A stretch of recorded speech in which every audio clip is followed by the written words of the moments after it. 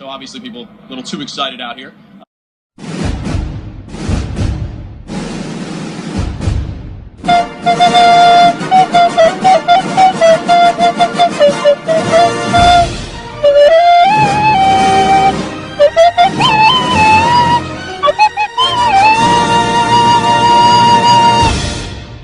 Tonight we cover a new story about the tragic death of one of our citizens, Anna Garcia. Before her death, Anna had been a diabetes patient for all of her life. Now to Roman to explain what that is.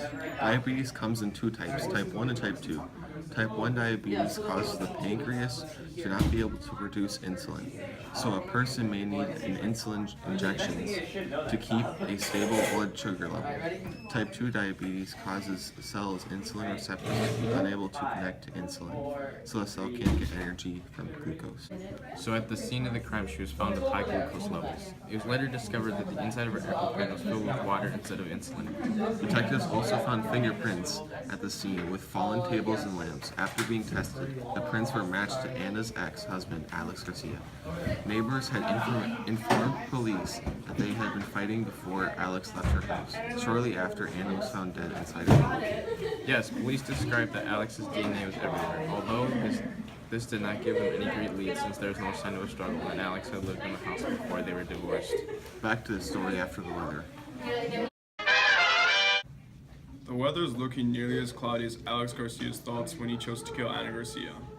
It's a warm 90 degrees. I don't know why I'm inside and not on the beach, but Anna will never be able to go to the beach again. Anyways, it's kind of humid, so oxygen is feeling a little low.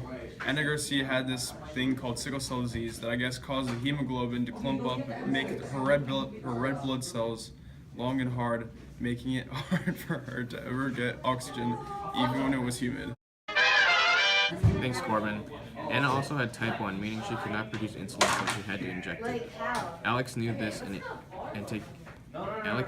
took advantage of that and put water in her EpiPen. Anna could have prevented her own demise if she had locked her doors and taken back the key she gave to Alex. And she could have also taken crying. Also, she had an ACE inhibitor, an EpiPen, and an angioplasty done to keep her life force in this world. And now to Jeff with sports. Recently, the professional cricket team has lost their 69th league championship. But boy, are those men really in shape. They probably didn't have the health problems that Anna Garcia had. Her risk factors included familial hypercholesterolemia, heart disease, bacterial infection called E. coli, high blood pressure, also known as hypertension, and she was also very, very overweight. No bet to you, Roman. If only she played cricket, then she would have been in great shape. What a shame. We've just had some breaking news. There's some rain. Listen. Raindrop, raindrop. Now to Corbin. It's looking pretty wet out there. The weather systems are looking pretty bad. Speaking of systems, the function of the circulatory system is to move blood through the body and also transport nutrients and oxygen to the body. Due to the sickling of Anna's cells, the arteries got clogged and oxygen was not able to be transported throughout the body. Even the cells were not able to receive nutrients, so the cells would die. Anna's immune system was pretty bad too. The immune system helps fight infections and specific and non-specific diseases.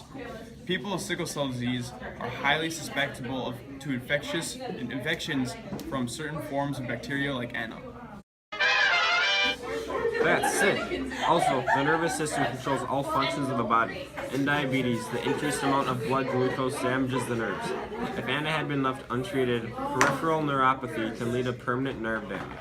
Additionally, sickle cells block blood from getting to the brain, which causes strokes. A blood vessel that carries oxygen and nutrients to the brain is either blocked by a clot or bursts. A heart attack can happen.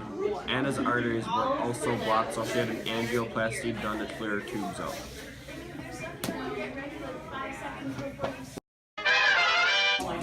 Lastly, we have the respiratory system, which is a collection of organs responsible for inhaling oxygen and exhaling carbon dioxide.